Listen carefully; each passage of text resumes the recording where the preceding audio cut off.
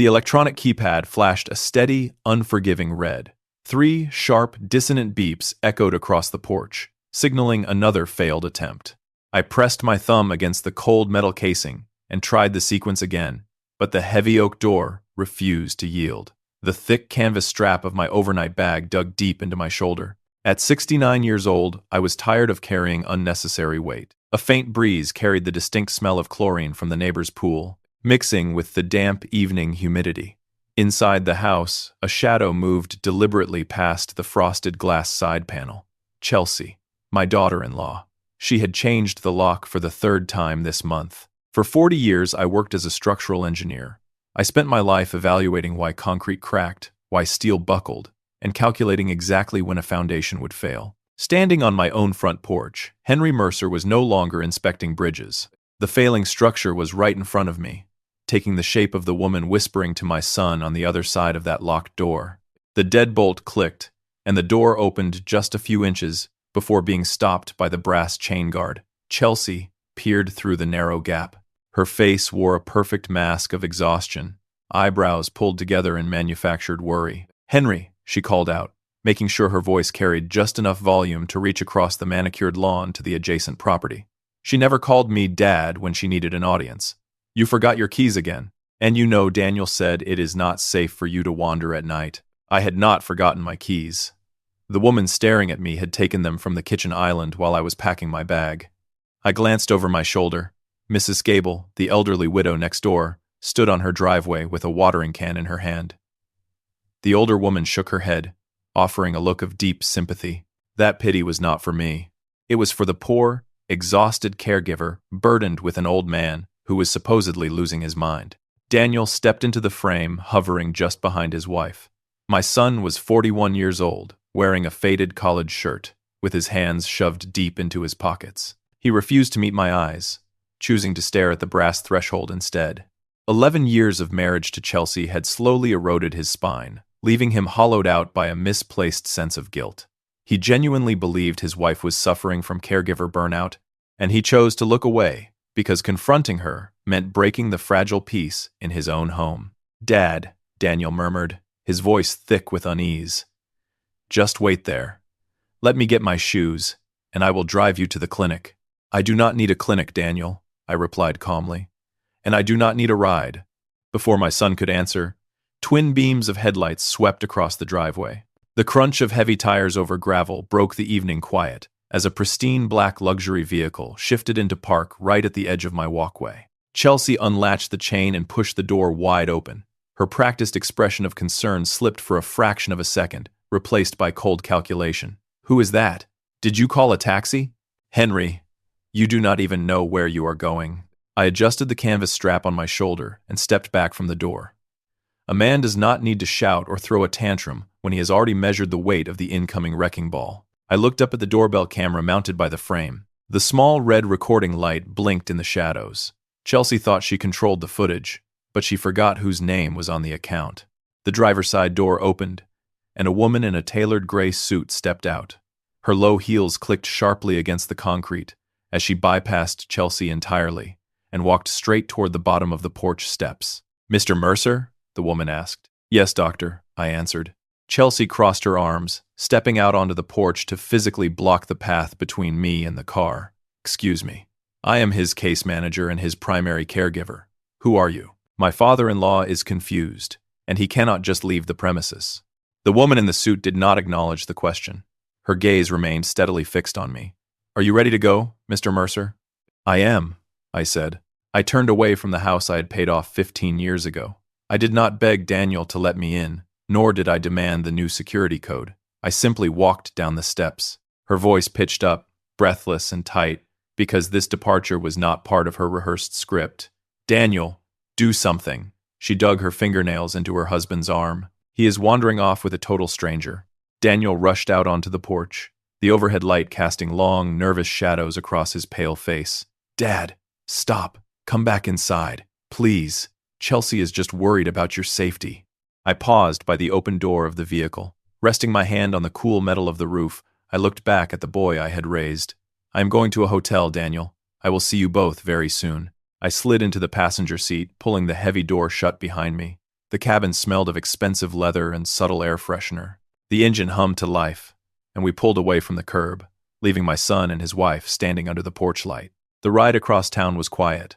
The woman behind the wheel was an independent capacity evaluator, specializing in cognitive assessments for older adults. She had no connection to Chelsea's attorney, no connection to the court, and no stake in my family's conflict. 28 days earlier, I had hired her myself because I understood something Chelsea did not.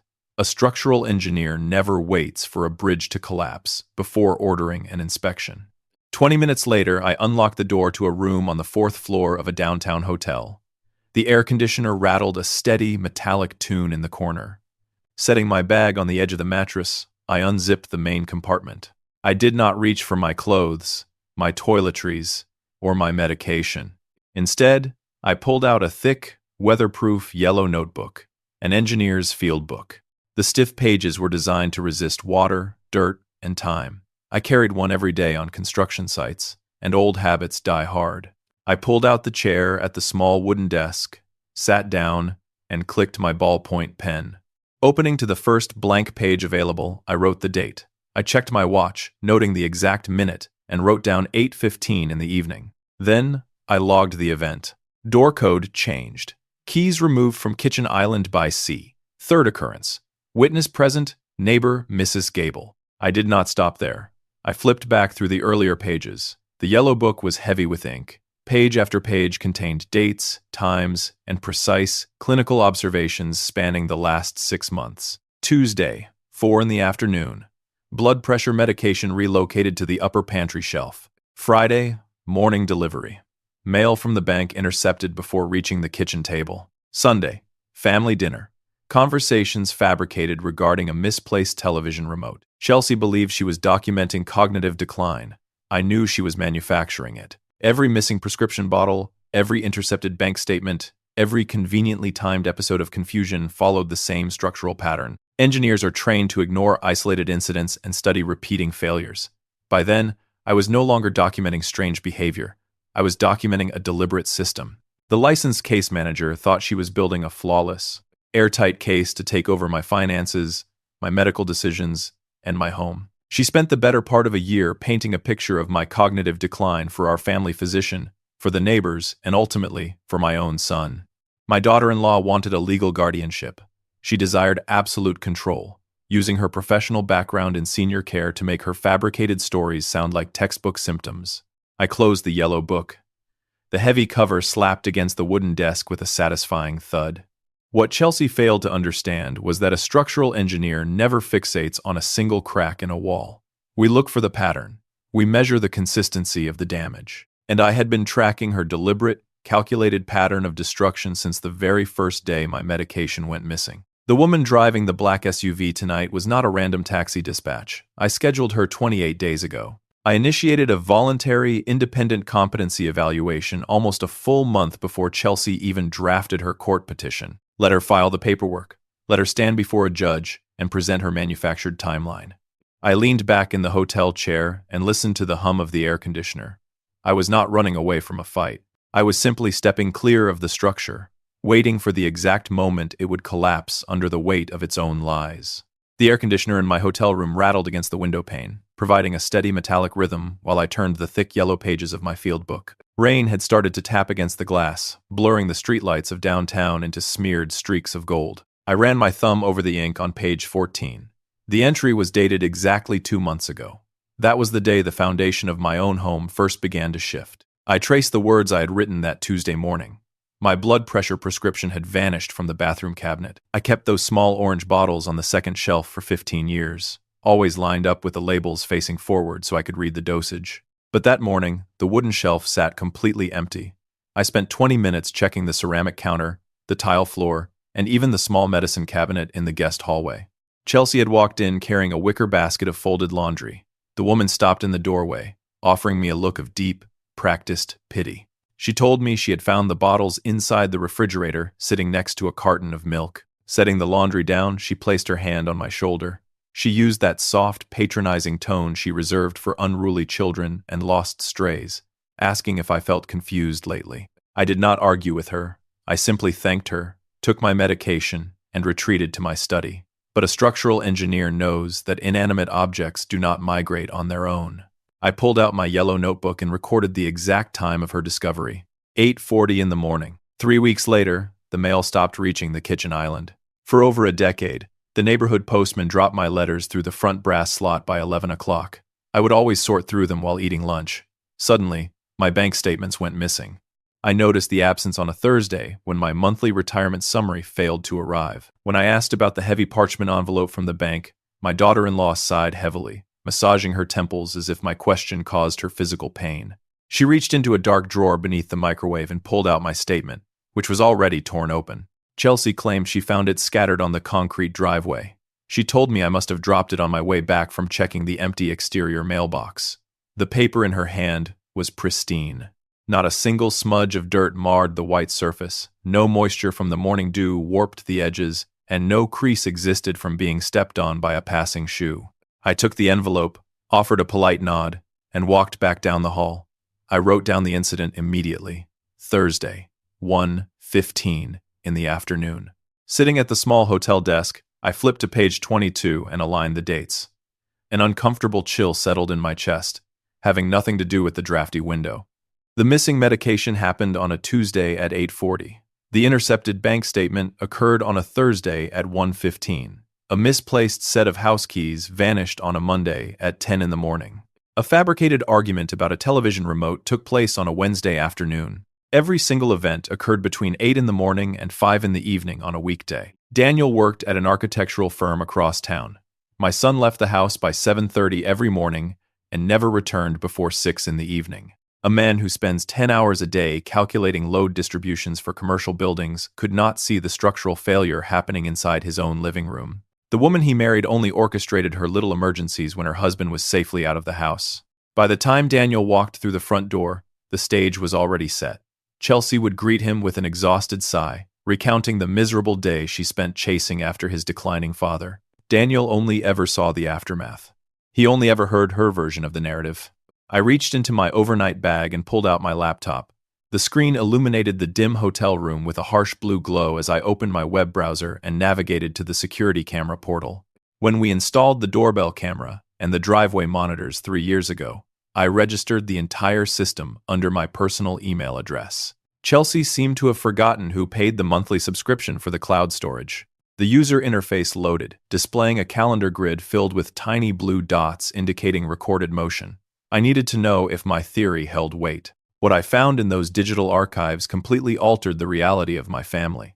I matched the timestamp from my yellow notebook for the day my medication disappeared, clicking on the corresponding video file.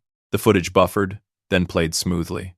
At 8:10 that morning, 30 minutes before she supposedly found my pills in the refrigerator, the camera recorded Chelsea walking onto the front porch. She held her cell phone to her ear.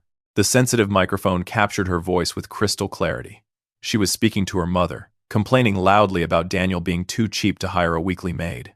In her right hand, she casually held 2 small orange prescription bottles. She had taken them outside while making a phone call, likely waiting for me to panic in the bathroom before bringing them back inside to play the savior. I watched the footage 3 times, making sure my eyes were not deceiving me. My hands felt completely numb resting on the keyboard. The woman entrusted to care for our family was deliberately manufacturing a medical crisis. I cross-referenced the missing mail. The camera caught her walking to the front porch at 10:45. The audio picked up the squeak of the rusty hinge on the metal mailbox. She pulled out the stack of envelopes, standing directly in the bright morning sunlight. Her manicured thumb flipped past utility bills and grocery circulars until she found the heavy envelope from my credit union. She slid the bank statement into the deep pocket of her cardigan. Then, she tossed the rest of the junk mail through the door slot, ready to act surprised when I came looking for my financial records. This was not a series of random, cruel pranks. A licensed case manager working in senior care understood the precise legal threshold required to strip an elderly man of his civil rights. Chelsea was systematically building an airtight narrative of cognitive decline. She intended to file a petition for guardianship, using my own son as her primary witness to my supposed deterioration. Once she secured that legal authority, my house, my pension, and my medical choices would belong entirely to her. My cell phone buzzed against the wooden desk, jarring me out of my thoughts. The screen displayed a text message from Dr. Eris Thorne, the independent court evaluator who had driven me away from my house a few hours ago. The message was brief and professional.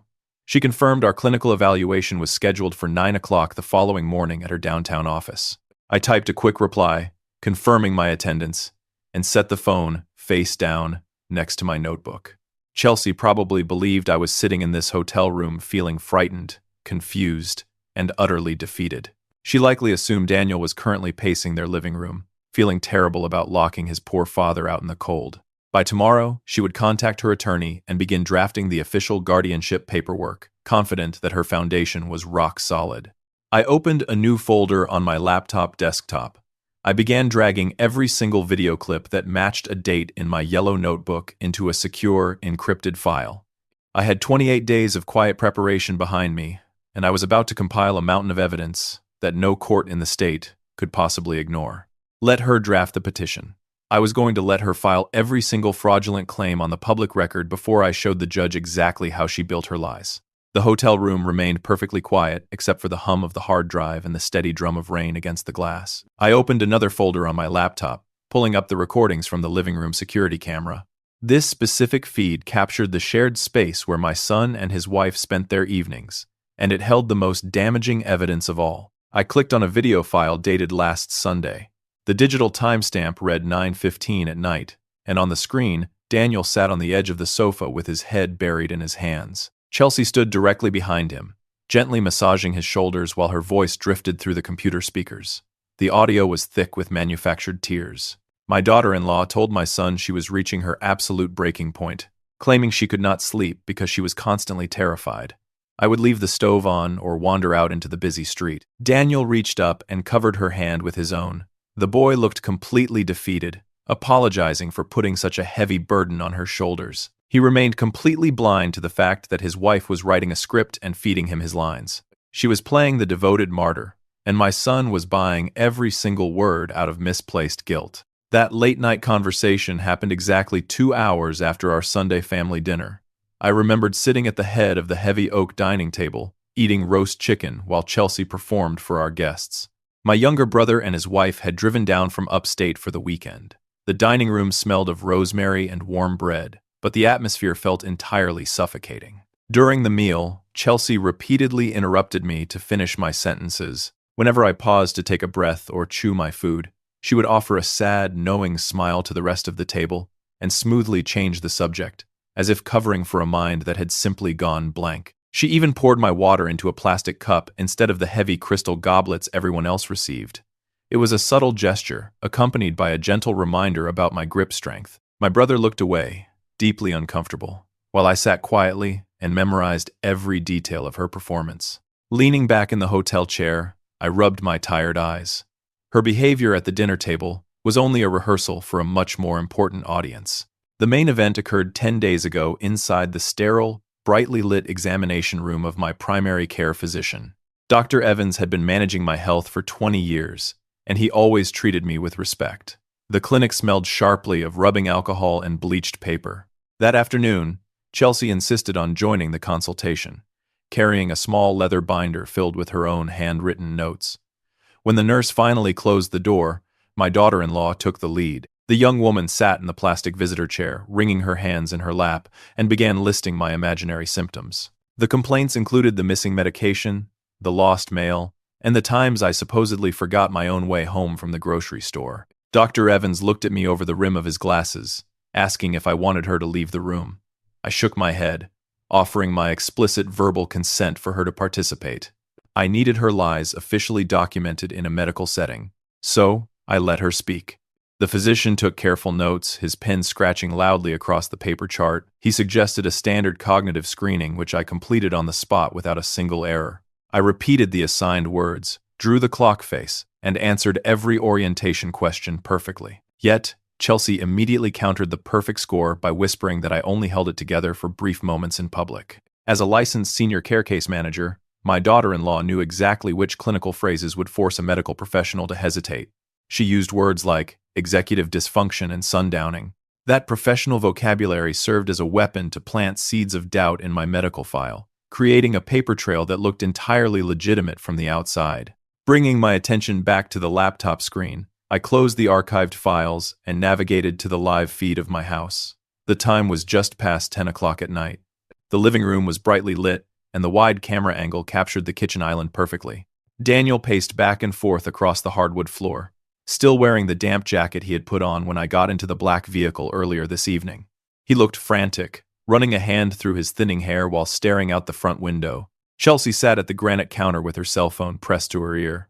She was not crying anymore. Her posture was completely rigid, her back straight, and the fragile mask of the exhausted caregiver had vanished entirely.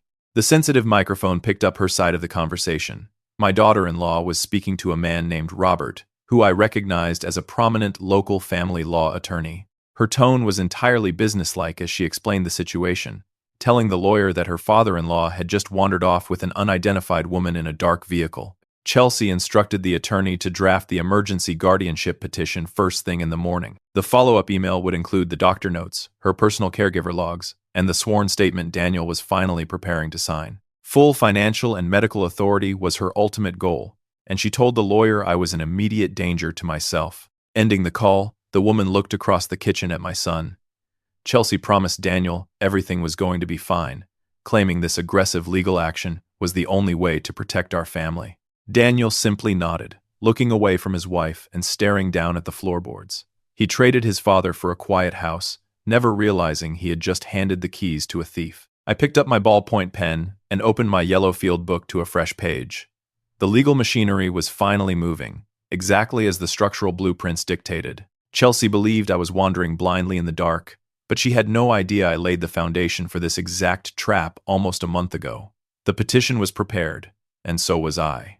Morning sunlight cut through the gaps in the hotel blinds, casting sharp lines across the wooden desk where my yellow notebook rested. I finished my black coffee, placed the empty paper cup in the trash, and gathered my belongings. Chelsea probably expected me to spend the day wandering aimlessly around a local park or sitting in a diner, waiting for Daniel to come save me. Instead, I walked 3 blocks down the busy downtown avenue and pushed open the heavy glass doors of a prominent law firm.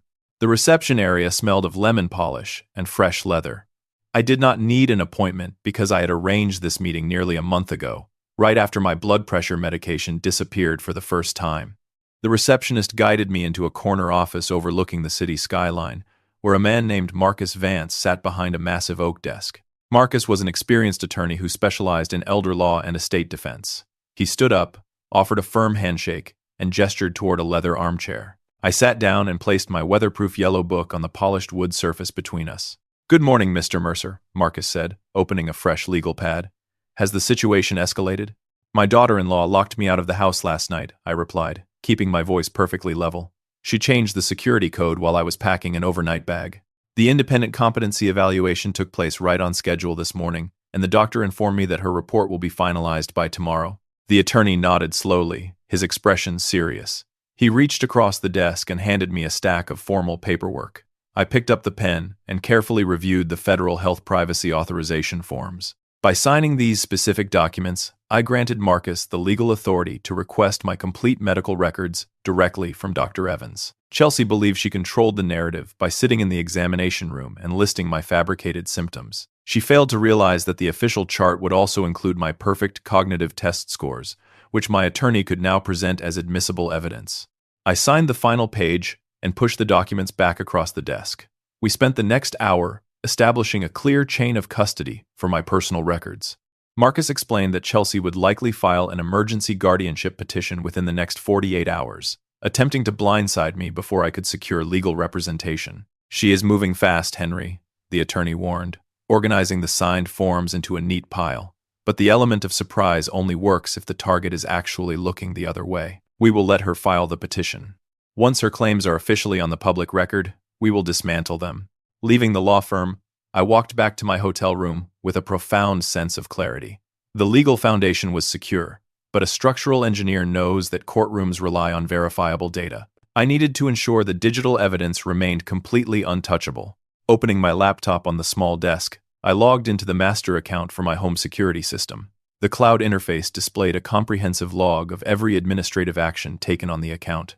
I clicked on the User History tab, and my screen immediately populated with dozens of system alerts. Chelsea had spent the entire morning downloading files. My daughter-in-law created a secondary user profile on the system 3 years ago when we installed the cameras, granting her basic access to view the feeds. However, she was not the primary administrator, which meant she could not see the hidden audit logs tracking her exact movements through the database. I leaned closer to the glowing screen, my heart beating a steady, deliberate rhythm against my ribs. Chelsea had exported 12 specific video clips from the living room and kitchen cameras over the past month. I opened the folder containing her downloaded history, checking the dates. They matched the entries in my yellow notebook perfectly. She pulled the footage from the day I could not find my reading glasses. She downloaded the video from the afternoon. I supposedly forgot where I placed the television remote. Curiosity prompted me to open the first clip she exported. The video began abruptly. It showed me standing in the middle of the living room, rubbing my forehead, and looking utterly lost while checking the cushions of the sofa. 10 seconds later, Chelsea walked into the frame, offered a patronizing smile, and handed me the remote control from the kitchen counter. If a judge watched that specific file, they would see a confused old man being gently assisted by a patient caregiver. But I knew exactly how that afternoon actually played out. I opened a separate browser window and pulled the raw, unedited footage from the master cloud server using the exact same timestamp. I hit play on the original recording and watched the truth unfold. The raw file contained 30 crucial seconds of footage before my daughter-in-law exported her version. In the original video, Chelsea walked into the empty living room, picked up the television remote from the coffee table, and deliberately carried it into the kitchen. She hid the device behind the coffee maker. Then, she stepped completely out of the frame just moments before I walked into the room looking for it. A cold, heavy silence filled my hotel room. She was not just lying to the doctor or manipulating my son. The licensed case manager was actively altering digital evidence. Chelsea trimmed the opening seconds of every single video she downloaded, cutting out the precise moments where she orchestrated the traps. She created the confusion, let the cameras capture my completely natural frustration, and then edited out her own involvement. My hands hovered over the keyboard. Her manipulation was intentional, malicious, and entirely documented. I did not delete her exported clips. Instead, I highlighted the raw, unedited files along with their original metadata, which proved exactly when the cameras captured the events and exactly when Chelsea altered them. I transferred everything onto an encrypted external hard drive.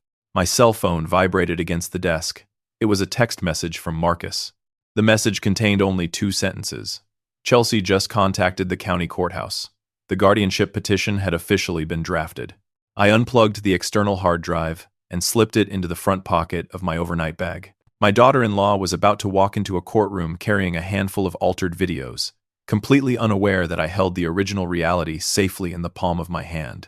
I did not stay at the hotel another night. The property on Elm Street belonged to me, paid in full 15 years ago, and no changed keypad could keep me out of my own home forever. I parked my car in the driveway just after 2 in the afternoon and walked around to the back patio. Chelsea had changed the front electronic lock, but she completely forgot about the heavy brass deadbolt on the rear French doors. My original key turned with a satisfying metallic click.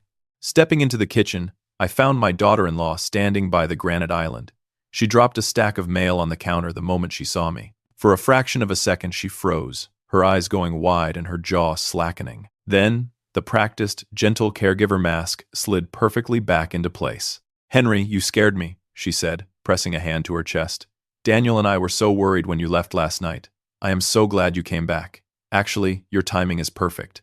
She walked over and explained that she had arranged for a mobile notary to come by the house. She called it some standard paperwork, claiming we needed to execute a basic financial power of attorney. She used a soft, soothing tone, telling me it was just a precaution to make sure my bills got paid if I ever felt too tired to handle the mail. 10 minutes later, a silver sedan pulled into the driveway. A woman in a neat navy blouse walked up the front steps, carrying a thick black leather briefcase. Chelsea rushed to open the door, greeting the stranger with overflowing gratitude. The woman introduced herself as Patricia. She pulled out a thick stack of legal documents and a bound official state journal, arranging them neatly on my oak dining table. Chelsea hovered right behind my shoulder, holding out a blue ballpoint pen like it was a gift. I did not take the pen. Instead, I pulled my reading glasses from my shirt pocket, settled into the heavy wooden dining chair, and picked up the first page. The mobile notary was supposed to be the final nail in my coffin. My daughter-in-law expected me to blindly sign my life away out of confusion or exhaustion. What she failed to realize was that an engineer never approves a blueprint without checking the load calculations first. I read the document slowly. I read every single line. The room grew entirely silent, save for the steady ticking of the grandfather clock in the hallway. 2 minutes passed, and then 5. Chelsea shifted her weight from one foot to the other, her breathing growing shallow and tight. "Excuse me, Patricia," I said, looking up over the rim of my glasses. "Under Section 4, Paragraph B, this draft grants the agent the authority to sell, lease, or transfer real property. Does this explicitly include my primary residence?" Patricia blinked, clearly surprised by the precision of the question. She leaned forward, checking the clause on the page. "Yes, Mr. Mercer, that is a broad property power. It gives the named agent full authority over your real estate." I nodded, turning to the third page. "And this revocation clause at the bottom of page 6. It states the power is durable and remains in effect even if I am declared legally incapacitated. Is that correct?" "That is correct," Patricia confirmed. Her tone shifted instantly from polite customer service to genuine professional respect. Chelsea stepped forward, placing a hand firmly on the edge of the dining table. "Henry, you do not need to worry about all this legal jargon. It is just standard boilerplate. Daniel and I just want to make sure you are protected. Please, just sign on the yellow line so Patricia can get back to her day." I took the blue pen from my daughter-in-law's hand. I clicked the top, feeling the satisfying spring of the mechanism, and then placed it gently on top of the unsigned contract. "I understand exactly what this document entails," I told the notary, keeping my voice calm and completely steady. "I understand the scope of the powers it grants, and I fully comprehend the consequences of executing it. Therefore, I am declining to sign." Chelsea stared at the pen resting on the table. Her jaw tightened so hard I could see the muscle jumping beneath her skin. She opened her mouth to argue, but Patricia was already reaching for her official state journal. "That is entirely your right, Mr. Mercer," the notary said, pulling her record book closer. "However, state law requires me to log every dispatched appointment. I need to record that I presented the documents, and you voluntarily refused." Patricia uncapped her own pen and began writing. I watched her hand move across the lined paper. She was documenting that a 69-year-old man had just read a complex legal document, asked highly specific questions regarding property law, and made an independent, rational choice to decline. Chelsea realized exactly what was happening. Her own hired professional was currently creating an airtight, legally binding record of my complete mental clarity. The licensed caregiver had tried to spring a trap, and instead, she handed my attorney a perfect, independent witness. "You can leave now," Chelsea told the notary. Her voice dropped its sweet cadence entirely, turning completely flat. "We will handle this internally." Patricia finished her notes, packed her briefcase with quiet efficiency, and walked out the front door. Once the latch clicked shut, I stood up from the dining table. I did not look at the woman standing frozen in the kitchen. I simply walked down the hallway to my master bedroom and began packing a larger suitcase. The structural integrity of her plan was completely compromised, and we both knew it. My phone buzzed on the hotel nightstand early the next morning. It was a call from Marcus, my attorney. He did not waste time with pleasantries. The emergency guardianship petition had just been stamped by the county clerk. Chelsea actually filed the paperwork, submitting her altered videos and her fabricated caregiver logs to the court. She pushed the detonator, completely unaware that I had already cut the wires. The heavy mahogany door of Marcus Vance's office clicked shut, sealing us inside a room built for quiet warfare. Outside the broad windows, the morning traffic of the city crawled along the rain-slicked pavement. I sat in the leather guest chair, resting my hands on the polished table, and waited for my attorney to speak. Marcus slid a thick, bound folder across the wood. The document bore the official seal of Dr. Eris Thorne. The independent competency report was now officially completed. I opened the cover and read the summary paragraph. The physician declared me fully capable of managing my own medical, financial, and personal affairs without any restriction. There were no signs of cognitive decline, no executive dysfunction, and absolutely no need for a guardian. Next to the evaluation sat a second stack of paper. Physician records had been released directly to my legal counsel because I provided explicit HIPAA authorization. Marcus flipped to the specific page from my visit 10 days prior. My daughter-in-law had filled the examination room with her practiced worry, tossing out clinical terms while my doctor took notes. However, beneath those fabricated concerns, The physician had officially recorded my perfect score on the mandatory cognitive screening. My attorney tapped his pen against a manila envelope resting near his coffee cup. He explained that Chelsea and her lawyer had filed their emergency petition exactly as we anticipated, and the mandatory evidence exchange had just taken place. The young woman submitted her meticulous caregiver logs, a sworn statement signed by my son, and a digital drive containing 12 video clips. We moved to the conference table, where Marcus opened his laptop and inserted the drive. Chelsea intended to prove my incompetence using the security cameras mounted inside my own living room. Marcus clicked on the first file, allowing us to review the medication timeline. The video began right as I was frantically searching the bathroom and hallway, looking completely lost. It ended exactly when Chelsea walked into the frame, holding the orange bottles she claimed to have found in the refrigerator. My lawyer paused the video, his expression tightening into a grim line, and asked if this was how the morning actually played out. I reached into my bag, pulled out my yellow notebook, and read the exact time she walked onto the porch with those pills in her hand. We needed to lay our cards on the table. Later that afternoon, the court scheduled a preliminary conference in a small meeting room on the third floor of the county courthouse. The air inside the building smelled of old paper and floor wax. Marcus and I sat on one side of a long folding table, waiting in silence. Chelsea walked in a few minutes later, followed closely by her attorney and my son. Daniel looked terrible. Pale skin and dark circles framed his eyes. My son sat down heavily across from me, avoiding my gaze entirely. For 11 years, he had chosen the path of least resistance, trusting his wife to manage the turbulent waters of their household.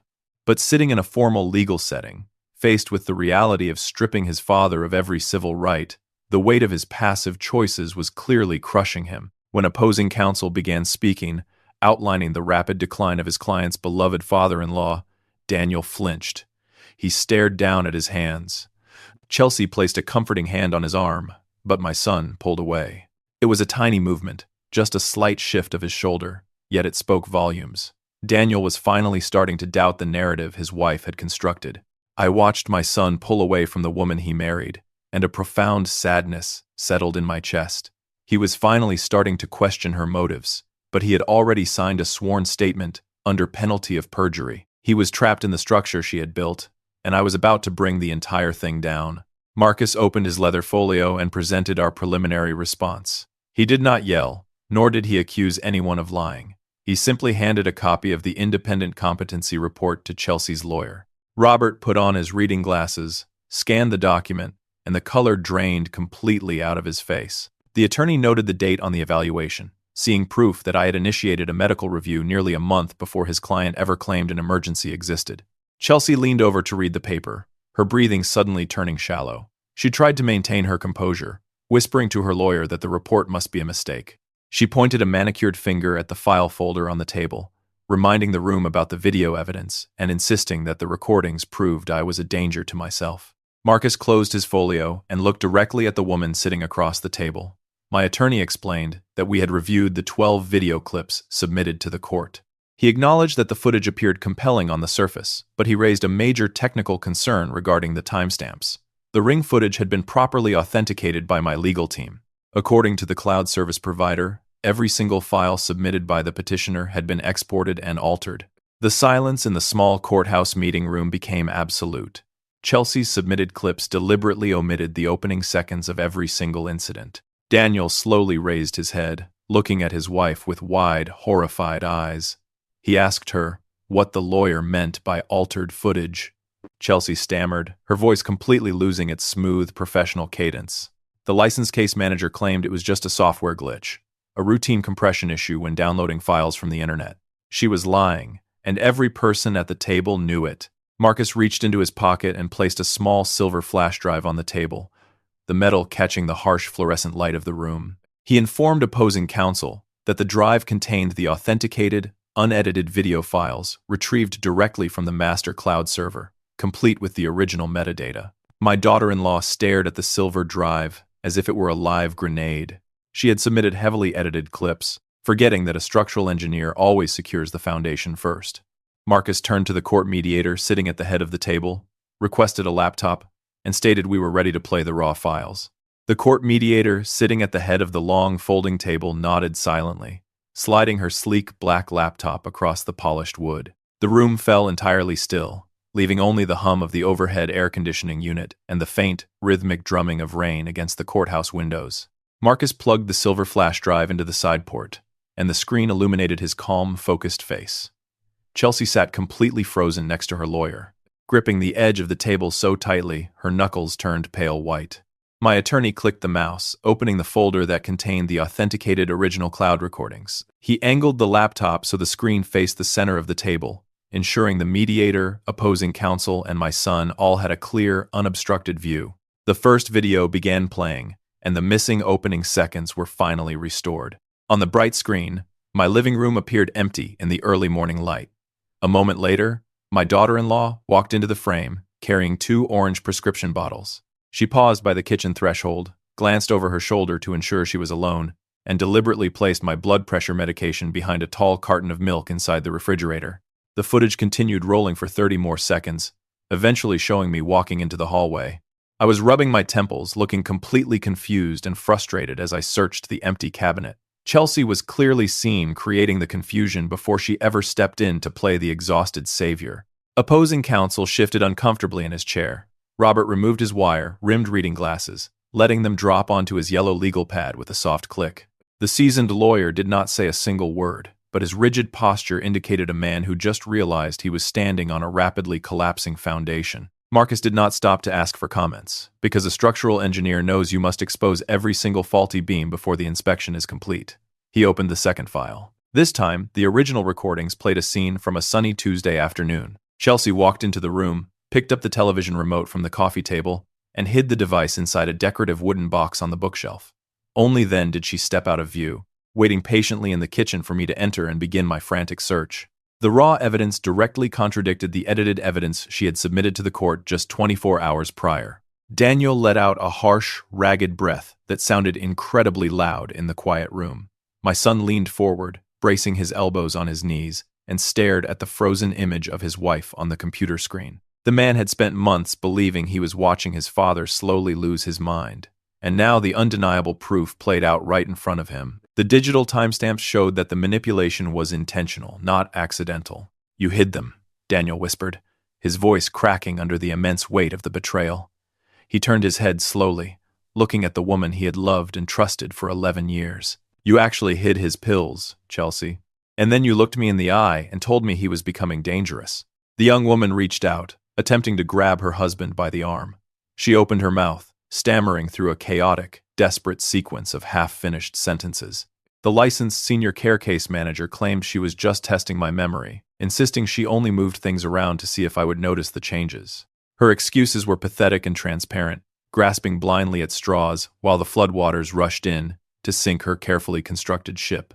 Daniel pulled his arm away violently. He pushed his chair back, the metal legs scraping loudly against the linoleum floor, and stood up. He walked to the far corner of the small meeting room, putting as much physical distance between himself and his wife as the tight walls would possibly allow. He pressed his forehead against the cold window pane, refusing to look at her again. The attorneys reacted exactly as seasoned legal professionals should when presented with undeniable fraud. Robert closed his leather folio, zipping it shut with a sharp, final sound that echoed like a gavel strike. The lawyer completely refused to look at his client. When an attorney discovers his own witness has actively manufactured and submitted fraudulent evidence, his primary concern shifts immediately to saving his own professional license. Robert leaned back in his chair, folding his hands over his stomach, and effectively abandoned Chelsea to the severe consequences of her own actions. The court mediator typed rapidly on her keyboard, documenting every single word spoken and every piece of evidence presented. Her face remained completely neutral, but the aggressive speed of her typing signaled a disastrous outcome for the petitioner. Marcus calmly removed the silver flash drive from the laptop, placing it securely back into his jacket pocket. We had completely succeeded in our primary objective to destroy Chelsea's credibility. My daughter-in-law sat utterly alone at the center of the table. Her public mask of the weary, devoted caregiver had shattered completely, leaving behind a desperate, terrified woman who suddenly realized she had no more moves left to play. She looked at her attorney, pleading silently for a defense, but Robert simply stared at the ceiling panels. She looked across the room at Daniel, begging him to understand her twisted logic, but my son kept his face turned toward the rain-streaked glass. Despite the devastating revelation, The preliminary hearing continued in a tense, heavy atmosphere. The mediator gathered her printed notes, tapping the thick stack against the table to straighten the edges. She informed the room that the initial conference was now concluded, and she would not be entertaining any further arguments today. All submitted files, including the independent competency report and the original cloud recordings, would be forwarded directly to the presiding judge for a formal review. Marcus stood up and buttoned his suit jacket, signaling that our work for the afternoon was finished. We walked out of the meeting room together, leaving the broken pieces of a fabricated legal case scattered across the table behind us. I had successfully proven my absolute competence, exposed the malicious fraud, and secured the foundation of my autonomy. However, the final legal ruling had not yet been signed. The official decision was still pending. And until the judge struck down the emergency guardianship petition completely, the heavy doors of the courthouse remained firmly locked around us, waiting for the final collapse. The heavy oak doors of the county courtroom sealed shut with a hollow thud, cutting off the low murmur of the hallway. Judge Harrison sat behind the elevated mahogany bench, peering down through thick reading glasses at the mountain of files scattered before him. The air inside the room smelled faintly of lemon polish and nervous sweat. We were no longer sitting at a small conference table, exchanging preliminary documents. This was a formal evidentiary hearing, and every single pillar of my daughter-in-law's legal case was about to face a brutal stress test. Dr. Eris Thorne took the witness stand first. My attorney stood at the podium, adjusting his suit jacket before asking her to state her professional conclusions for the court record. The independent evaluator spoke with clinical precision, offering formal testimony that her comprehensive examination revealed absolutely zero signs of cognitive decline. She stated that my memory, reasoning, and executive functions were performing perfectly. Marcus leaned forward, resting his hands on the wooden edge of the podium. He asked the doctor to confirm the exact date I requested the evaluation. Dr. Thorne checked her printed chart and stated the appointment was scheduled 28 days prior to the emergency filing. Across the aisle, Chelsea gripped the edge of the petitioner table. Her knuckles turned bone white against the dark wood. The licensed case manager had built her entire legal strategy on the premise that I was wandering blindly into dementia, and yet she just learned I had anticipated her trap a full month in advance. The foundation continued to crack violently as the morning wore on. Marcus submitted the requested medical records into evidence, highlighting the physician notes from my recent clinic visit. The judge read the document in silence, seeing the official proof of my perfect cognitive screening score right alongside Chelsea's fabricated complaints. Patricia, the mobile notary, took the stand next. The woman recounted our brief meeting in my dining room, officially testifying that I had reviewed a complex property power document and asked highly specific legal questions before voluntarily refusing to sign. Her testimony established my comprehension and clarity from an independent, unbiased perspective, completely undermining the narrative of a confused old man. However, the most damaging evidence did not come from a medical professional or a state official. Marcus approached the bench and submitted a thick, weatherproof yellow notebook into the official record. Judge Harrison opened the engineer's field book, tracing his fingers over pages filled with rigid, time-stamped ink. My lawyer guided me through my own testimony while I sat in the witness box. I explained my professional methodology to the court, detailing how a structural engineer tracks recurring damage to find the root cause of a failure. I read aloud the precise dates and times when my medication disappeared, when my mail was intercepted, and when my house keys vanished. Every single entry in the yellow book perfectly corroborated the independent evidence, locking together flawlessly with the Ring camera metadata we had presented. The digital timestamps proved that Chelsea altered the security footage, and my handwritten logs proved exactly what she was trying to hide. The physical and digital evidence completely crushed Chelsea's fabricated timeline. But one final piece of her strategy still remained in play, and he was sitting quietly in the back row of the courtroom. Daniel walked slowly toward the front of the room when the bailiff called his name. My son looked entirely hollowed out, wearing a wrinkled gray suit that hung loosely on his shoulders. He took the oath, sat down in the wooden chair, and stared at the black microphone resting on the ledge. He was about to be officially questioned under penalty of perjury. Robert, the opposing counsel, stood up to question his own witness. The attorney desperately needed to salvage the emergency petition, so he reminded Daniel about the sworn statement submitted the previous day. Robert used a gentle, coaxing tone, asking his client to confirm that his father was a danger to himself and required immediate protection. The courtroom fell completely silent. Daniel looked across the room, his red-rimmed eyes meeting mine for the first time all morning. Then, he turned his head to look at his wife. Chelsea offered him a tight, desperate smile, silently begging him to stick to the script she had written for him. My son leaned into the microphone. His voice shook slightly, but the words carried clearly across the polished room. "I was wrong," Daniel whispered, gripping the arms of the witness chair. "I did not actually see any of the things I claimed in that statement. I only saw what my wife wanted me to see, and I only heard her side of the story. I withdraw my statement." Chelsea buried her face in her hands, letting out a sharp, ragged gasp. The entire room watched her carefully constructed image of the devoted martyr dissolve into dust. Every single pillar of her legal case had failed completely, destroyed by her own manipulated evidence and the sudden, crushing honesty of her husband. Judge Harrison removed his glasses, letting them fall against his black robe with a soft click. He gathered the medical reports, the notary transcript, the silver flash drive containing the cloud metadata, and my yellow field book. Stacking the massive pile of contradictory evidence neatly in the center of his bench, the magistrate looked down at the petitioner table. He announced that the sheer volume of perjury and manipulation required a very careful review. Striking his wooden gavel against the sounding block, the judge formally reserved his final ruling until the following morning. The sharp crack of the gavel echoed through the quiet courtroom. The structure was fundamentally broken, and we simply had to wait for the dust to settle. The morning sunlight reflecting off the county courthouse windows felt entirely different today.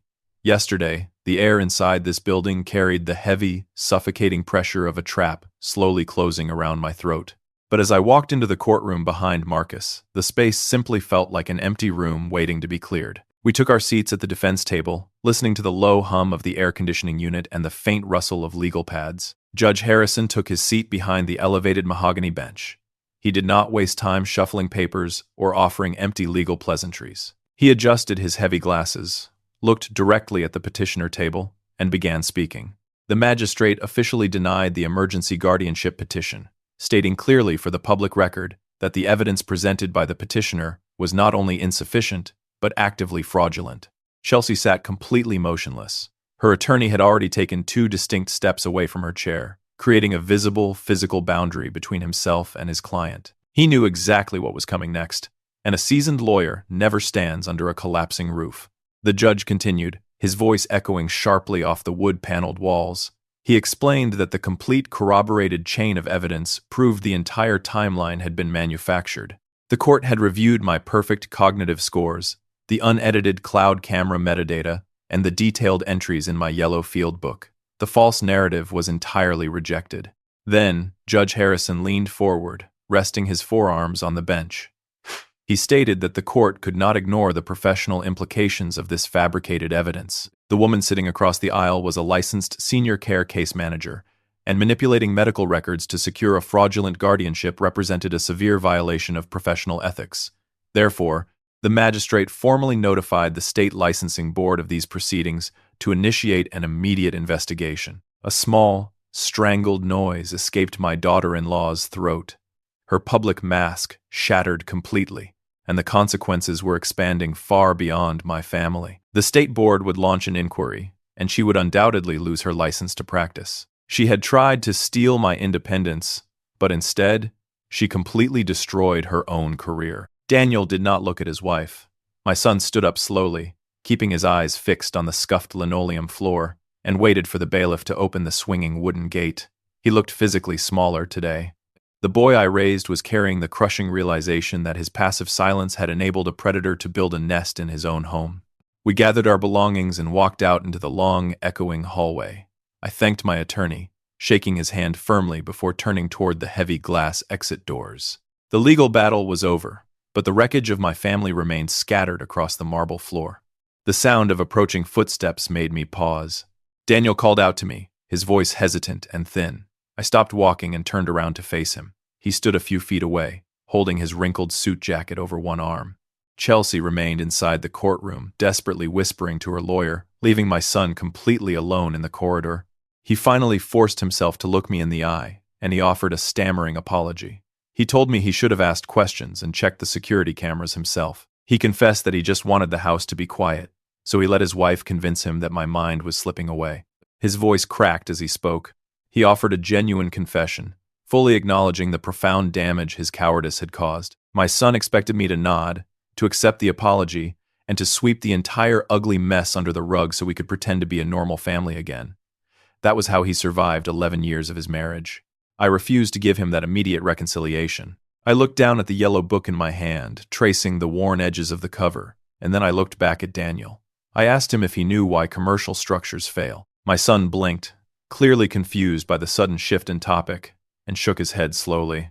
I explained the structural metaphor clearly. I told him that bridges do not collapse because the wind blows too hard or because a single heavy truck drives across the deck. A structure falls because the internal supports silently crack under the pressure. The load-bearing columns simply choose not to hold the weight, and the entire framework comes crashing down around them. Daniel swallowed hard. The color drained from his face as the meaning landed exactly where it was intended. Chelsea was the wind, Daniel, but you were the load-bearing wall. Storms do not destroy well-built bridges. They only reveal whether the supports were ever strong enough to carry the weight. I spent years believing you would hold this family together. Instead, you stepped aside and let someone else decide who deserved dignity inside my own home. The courthouse hallway grew incredibly quiet. A group of paralegals walked past us, their briefcases rustling softly against their expensive suits. But neither of us moved. Daniel stood frozen, absorbing the reality that forgiveness is not something simply handed over in a public corridor. He finally understood that the evidence did more than just win a court case. It exposed the true, fragile condition of our family. I turned away from him and pushed open the heavy glass doors leading out to the street. The morning air smelled like damp pavement and fresh rain. My car was parked 3 blocks away, and I was looking forward to the quiet drive back to my own house. Before the glass door could swing shut behind me, Daniel caught the metal handle. His knuckles were white against the brass. He looked desperately at the space between us, his voice thick with tears, as he asked whether trust could ever return. The cold brass of the courthouse door handle rested under my son's tight grip. Rain blew sideways across the concrete steps outside, dampening the shoulders of his wrinkled suit jacket, but Daniel did not seem to notice the weather. He simply stared at me with red, rimmed eyes, his chest rising and falling in shallow, uneven breaths. He had just asked if trust could ever return after everything that happened inside that courtroom. I looked at his pale knuckles, and then I met his gaze. I did not reach out to pull him into a hug, nor did I offer him a comforting lie. Trust is not a feeling, Daniel, I said, raising my voice just enough to be heard over the wind. It is a structural requirement. You cannot build a house on a foundation made of sand, and you cannot ask a man to live comfortably inside a home where the walls were actively designed to crush him. My 41-year-old son swallowed hard, processing the absolute finality of the load-bearing wall metaphor. He had spent the last 11 years of his marriage avoiding conflict at all costs. When his wife began locking me out and intercepting my mail, he chose to look the other way. He traded my dignity for his own temporary peace and quiet, and the cost of that transaction was our relationship. She is going to lose her license, Daniel whispered, staring down at the wet concrete. The judge is sending the transcripts to the state board. Her career is completely over. Chelsea's defeat came entirely from her own manipulated evidence and her severe ethical violations. The licensed senior care case manager had built a trap for me, but the heavy steel mechanism snapped back and crushed her professional future instead. I wasted no tears on her. She knew exactly what she was doing when she edited those security videos, and now she had to live with the public consequences of her choices. I am going back to the house, Daniel continued, finally letting go of the heavy brass handle. He wiped a trembling hand across his wet face. I will pack her things. I will pack my things, too. We will be gone by the time you get there. He was finally accepting responsibility. Daniel understood that he had to rebuild his life from the ground up, and he had to do it without expecting my immediate forgiveness. I gave him a single, brief nod.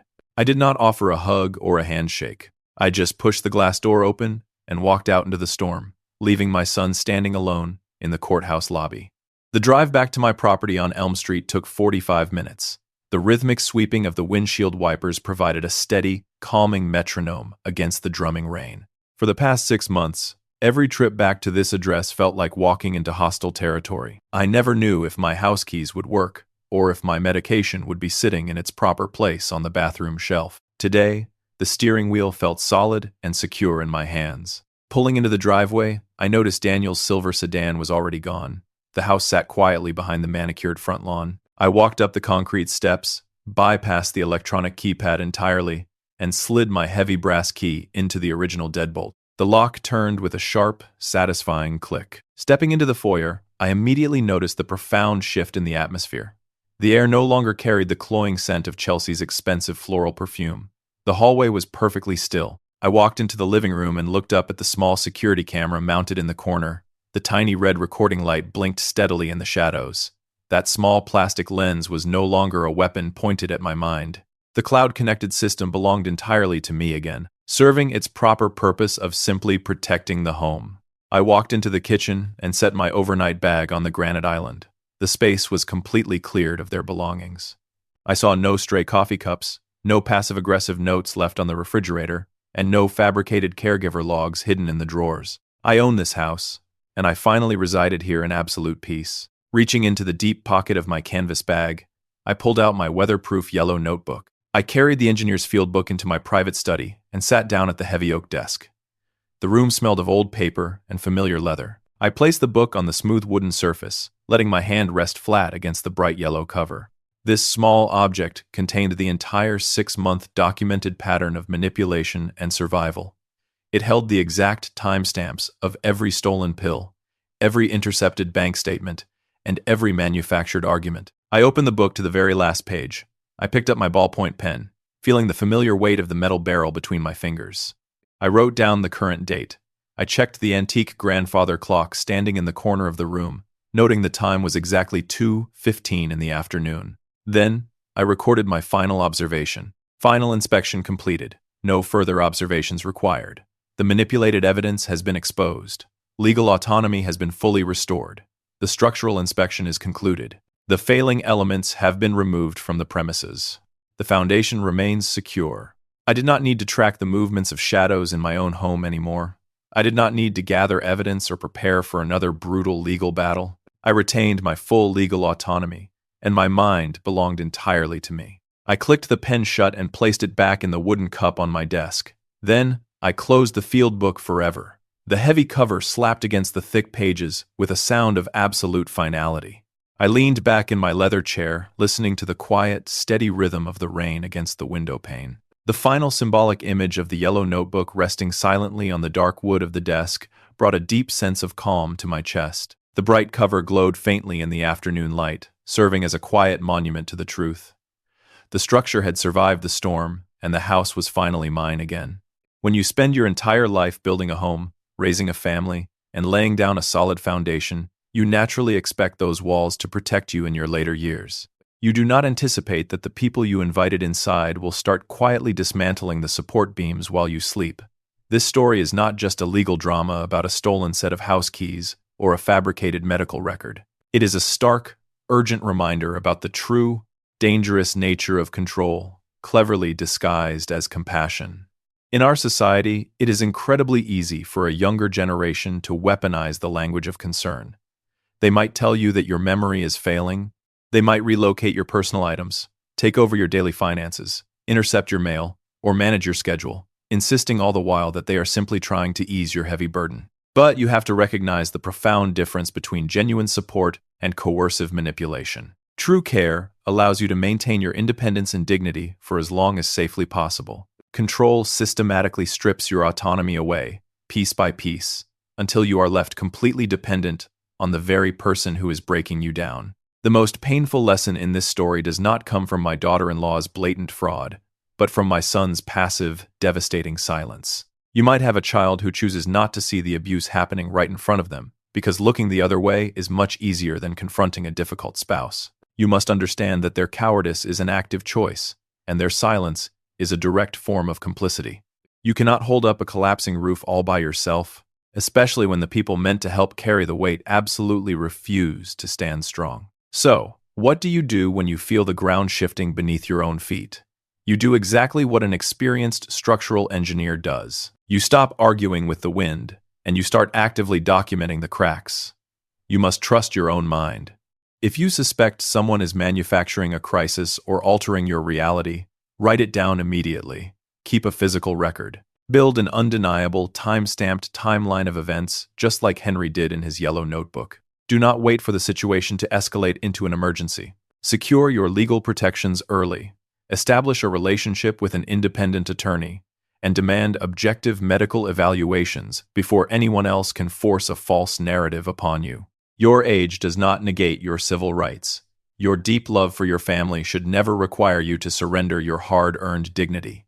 You have the absolute right to protect the life you built. You have the right to change the locks, to defend your personal boundaries, and to walk away from anyone who attempts to turn your own home into a prison. Have you ever seen concern slowly become control, or watched someone lose their independence one small decision at a time? Share your experience below. Your story may remind someone else to trust their own judgment before it's too late.